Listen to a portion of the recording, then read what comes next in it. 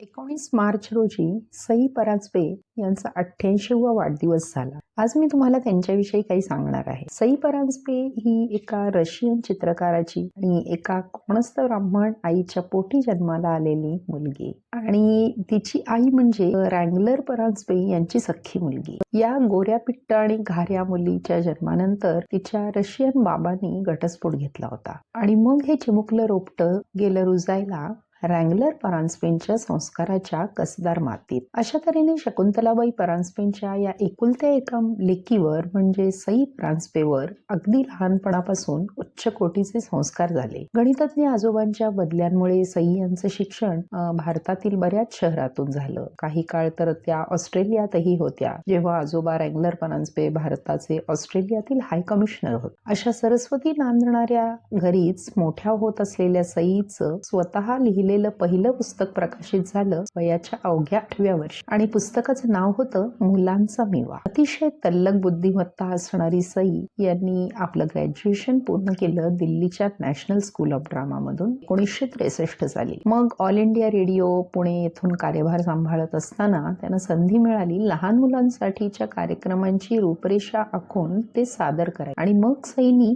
मिळालेल्या संधीचं अगदी सोनं केलं. नजीकच्या काळात सई यांनी दूरदर्शन काही टेलिफिल्म्सही लिहिल्या, दिग्दर्शित केल्या. 1970 साली सईंची चेअरपर्सन म्हणून निवड झाली children film society of India. Bharat सरकार पुरस्कृत या संस्थेचा उद्देश होता लहान मुलांसाठी शिक्षण आणि मनोरंजनाची योग्य सांगड घालत दर्जेदार कार्यक्रमांची निर्मिती करणं आणि सईंनी या त्यांच्या उद्देशाला येथील कार्यकाळात 4 यशस्वी बालचित्रपट बनवले. पण आता सईंना खुणावत होतं एक विस्तीर्ण आकाश भरारी मारण्यासाठी आणि त्यांनी लवकरच आपले पंख पसरवलेही. स्वतःचा पहिला पूर्ण लांबीचा हिंदी चित्रपट दिग्दर्शित करून स्पर्श, नासिरुद्दीन शाह आणि शबाना आझमी या जोडीने प्रमुख भूमिका निभावलेल्या या अप्रतिम चित्रपटाला 1980 सालची बरीच फिल्मफेअर पारितोषिकं मिळाली आणि त्याखेरीज राष्ट्रीय पारितोषिक देखील मिळालं होतं. ह्या चित्रपटात आधी संजीव कुमार आणि तनुजा काम करणार होते, पण काही कारणास्तव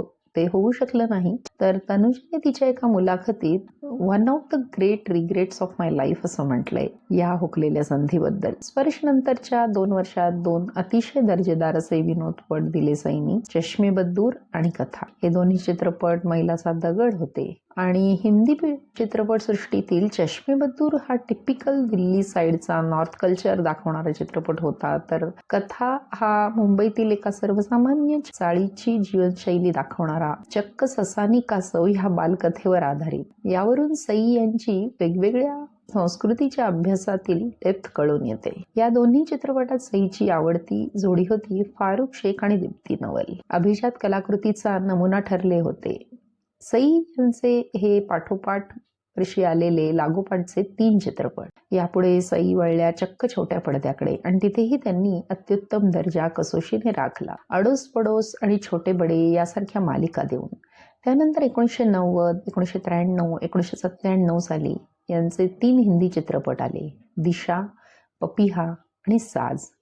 यातील साज तर चक्क मंगेशकर भगिनींच्या आयुष्यावर बेतला आहे असं त्यावेळी प्रचारित झालं होतं आणि त्यामुळे बऱ्यापैकी तो वादग्रस्तही ठरला होता. यात लताबाई झाल्या होत्या अरुणा इराणी, आशाबाई झाल्या होत्या शबाना आझमी आणि तबला वादन झाकीर हुसेनही झळकले होते या चित्रपटात अभिनेता म्हणून.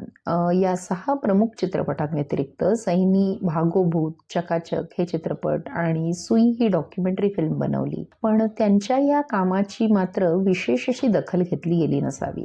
मध्यंतरीच्या काळात सई यांनी सख्खे शेजारी आणि माझा खेळ मांडू दे अशा काही नाटकांद्वारे मराठी रंगभूमीवरही आपल्या यशाची पताका दिमाखात फडकवली होती. आता हल्लीच म्हणजे वयाच्या 86-87व्या वर्षी सईंनी इवलेसे रूप या व्यावसायिक नाटकाच्या लेखन दिग्दर्शनाद्वारे रंगभूमीवर पुनर्पदार्पण करून जनसामान्यांना अचंबित करून सोडलं होतं. तर अशा या एक्स्ट्रा ऑर्डिनरी ब्रिलियंट बाईंनी 55व्या नॅशनल फिल्म अवॉर्ड्सच्या पॅनलवर ज्युरी म्हणूनही काम पाहिलेलं आहे. सई यांच्या योगदानाची योग्य दखल घेत 2006 साली त्यांचा पद्मभूषण पुरस्काराने गौरव करण्यात आला.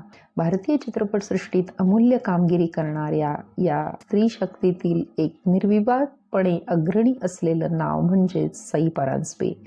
त्यांना 88 वर्षे नुकतीच पूर्ण झाली आहेत. अशा या अद्वितीय बाईला जन्मदिनाच्या कोट्यावधी शुभेच्छा.